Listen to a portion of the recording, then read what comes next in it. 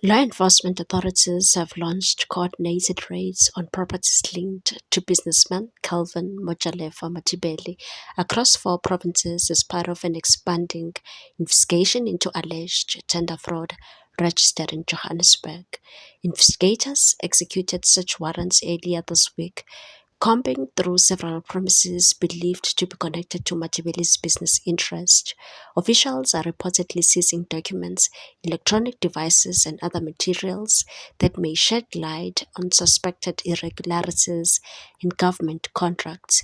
The operation signals intensifying scrutiny of Matibele's business network, which spans sectors including logistics, security, and construction. Authorities believe the evidence gathered during the searches could prove crucial in determining whether procurement processes were manipulated or contracts improperly awarded.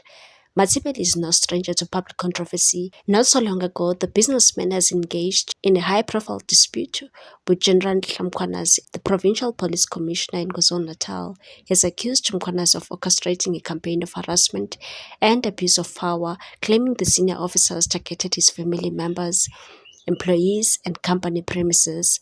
The SAPS has firmly rejected those allegations, describing them as unfounded. The feud escalated into legal battle after Mkhwanazi obtained a High Court interdict preventing Motibeli from repeating what the commissioner says are defamatory claims. Mkhwanazi has maintained that the accusations are false and has pursued legal remedies, arguing that the allegations have damaged his reputation. Against the continuous backdrop, the latest raids have drawn heightened public attention. Authorities, however, stress that the current operation is focused solely on gathering evidence related to the tender fraud investigation. Officials say the probe remains ongoing. What's your take on this one, people? Thanks for watching. Please subscribe for more news.